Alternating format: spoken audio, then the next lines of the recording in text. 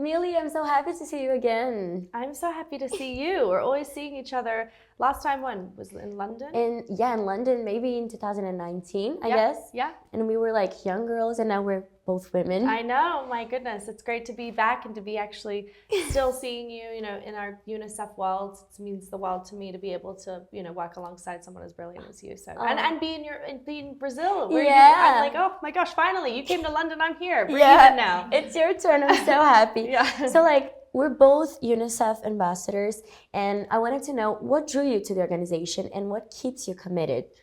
Oh my goodness. Well, it doesn't take a lot to keep me committed. I think, the work they do stands out for themselves and keeps me motivated because in what they do, they show you what they've done, but they also show you the progress that needs to be made. So that always motivates me to keep committed because I know that there's such a bigger cause out there.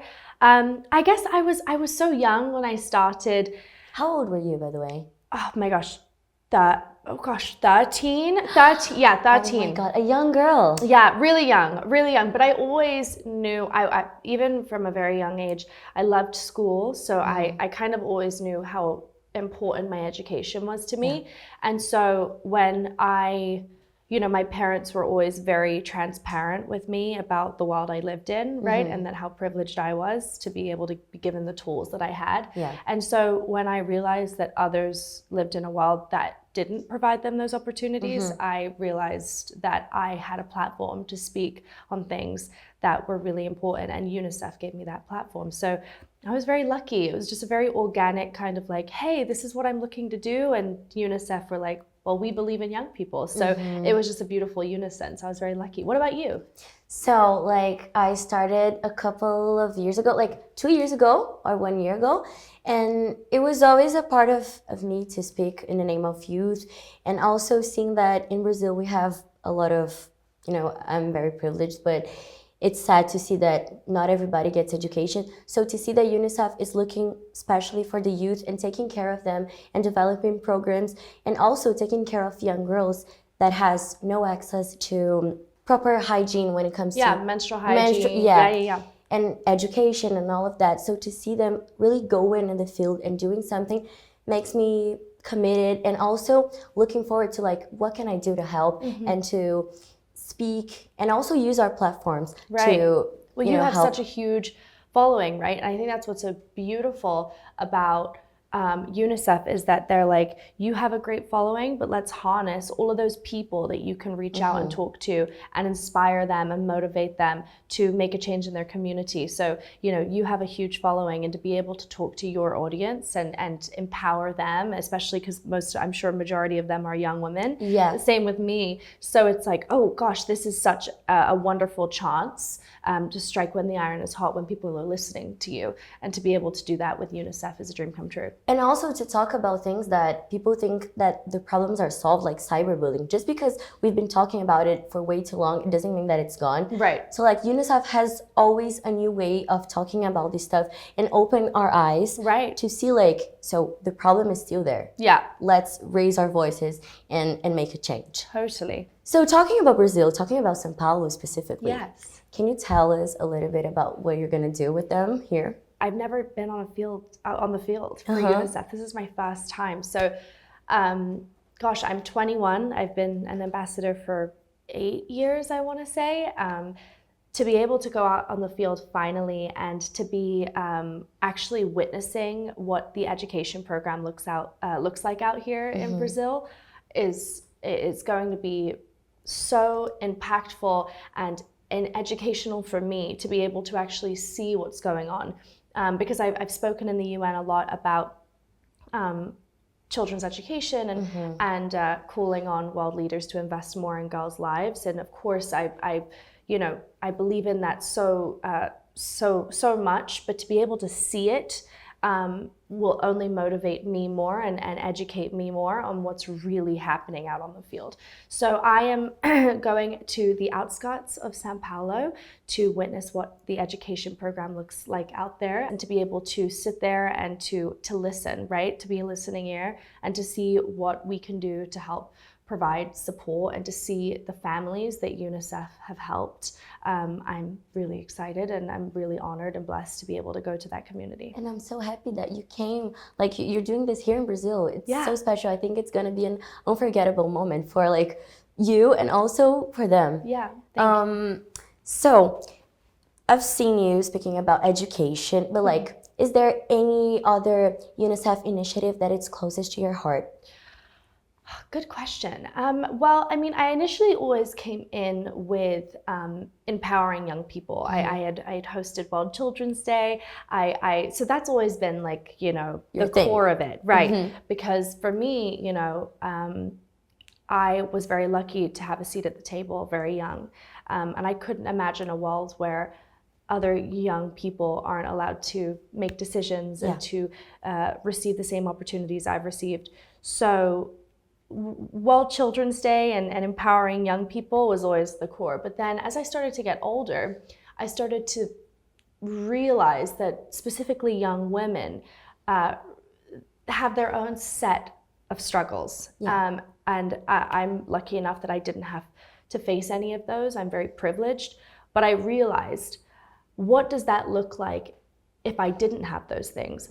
And are there women out there that don't have access to, you know, menstrual products and that don't have access to, you know, secondary school and be able to actually go and get a degree in something that they're really passionate about? And then I thought to myself, whoa, this is specifically targeting young women. And I think UNICEF do such a beautiful job in highlighting that this is a huge sector of the problems that we're trying to face and figure out. And so I kind of went back to UNICEF a couple of years after, I guess, my ambassadorship, and then I realized, oh, I think this is something else I'm really interested in doing with you guys. Is this something that I can be a part of? And of course, they welcomed me with open arms, and it's such a taboo topic to talk about. It is. Menstrual health and menstrual hygiene, and I'm like, I'm not afraid to talk about it. Are you kidding me? This is we don't ask for this. And to be able to talk about it and to empower girls to talk about it, because it's not something that we should be afraid of.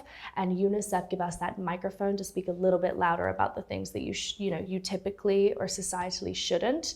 And so those are the things that I'm kind of got my hands in, and those are the things that I feel really, really passionate about. What about you?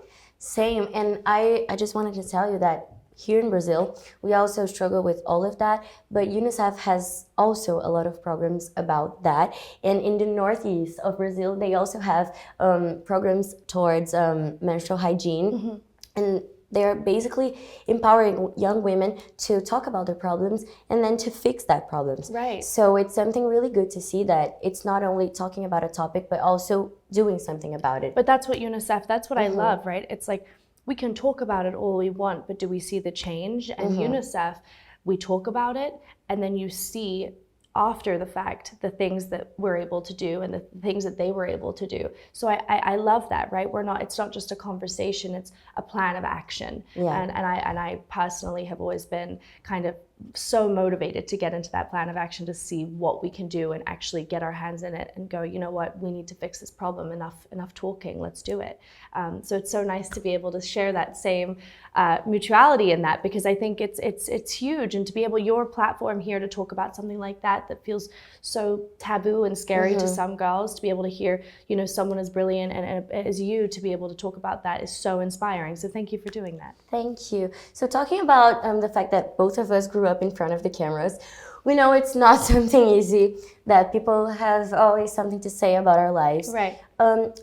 How is it like for you to decide like what you want to share and what you decide to keep to yourself? Because I've seen that your relationship with social media has changed throughout the years. Right. How do you balance that? I think that the number one thing I can say is that when you have a support system and when you have resources, you are going to be okay, and you are given the platform to talk about it, whether that's openly out there or just with your family and friends. But having that support system is what's gotten me through those hard times of navigating what my life looks like.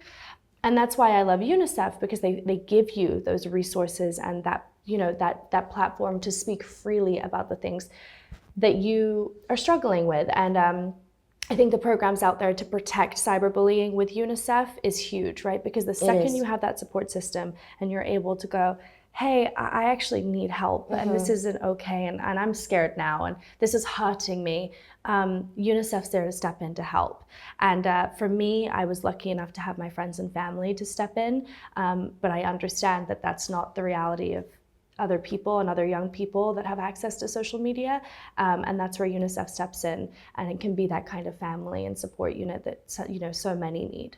Yeah.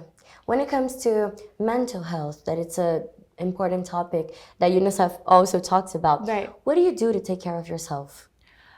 I mean, I think it goes back to, I love to journal. I mean, I love writing things down. Me too. Yeah, right? It's great to journal because I think, so much happens in our brains, and to be able to compartmentalize and be able to store things in certain parts and go, you know what, this isn't serving me. This kind of information, this content isn't right for me. But I'm going to bring in something positive that happened to me today, and I'm going to write that down. So writing down what you're grateful for. I love journaling. Again, using my support unit and talking things out. A friend of mine who I love, Florence Pugh, she reached out to me the other day and she said, I want you to learn something, and it's going to the end of your thought process, right? So a really negative thought comes in about something someone said to you, or you say, or you hear something, or you intake this content that's not serving you. You go to the end of the thought. So you start thinking, well, why was that said? What are they going through? Or is this actually true? Do I know this about myself? Do my friends and family think that about myself? And then you start going to the end of the thought and you realize, this isn't real. This is just not a about thought. you. Yeah. It's not about you, right? And then you can kind of go, oh wait, hold on. I've just come around in one big circle and I've ended up right back, but on the other side of it. And you go, this isn't about me. And that is a huge technique that I've just recently learned. That's brilliant. It is, but you know what? I'm still learning, and that's why I love this, because I get to look on peers like Florence, who has a huge platform, and to be able to hear that from someone I really respect and admire, which again is that support unit, right, that I was going back to. I went back to it and I was like, wow, this is so important to me. So using techniques to help me understand my brain more is huge. What do you do? I try to, I do yoga. Okay. I think it helps meditation and also journaling. I like to organize my thoughts there. So I write what I want to do, what I've done, and also free thoughts. Sometimes I have an idea and I don't want to forget it. So I just write it, even if it's a bad thing.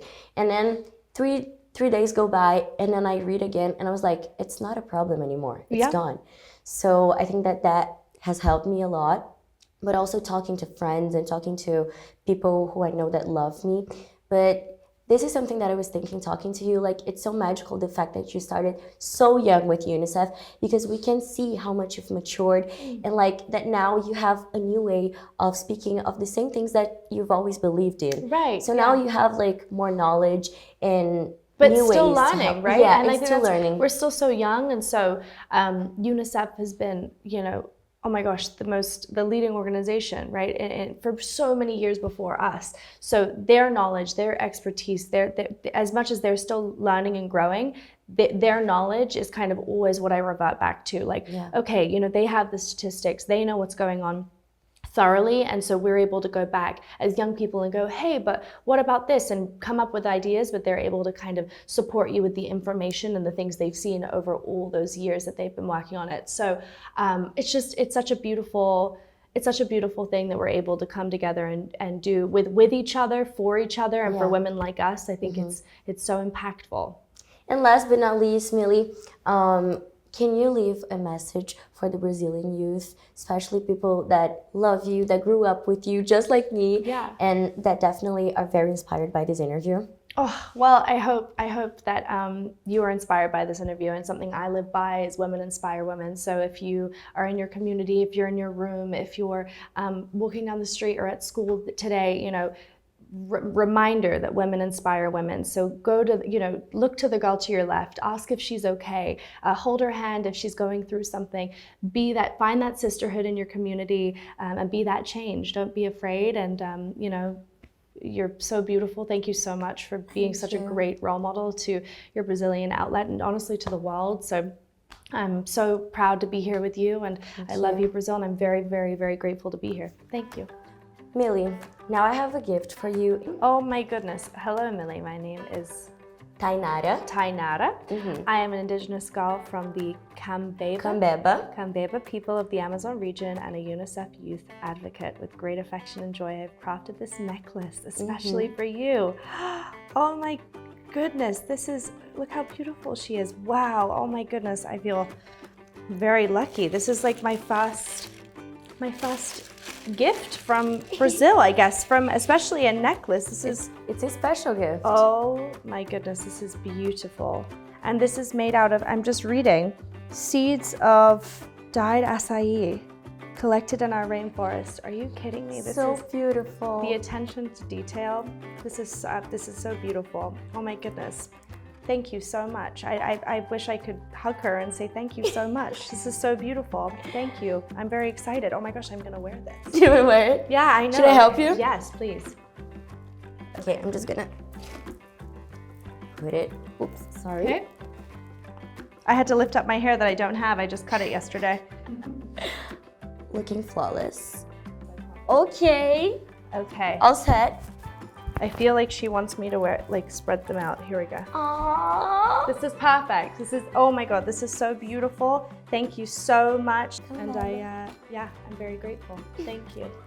Thank you. Bye.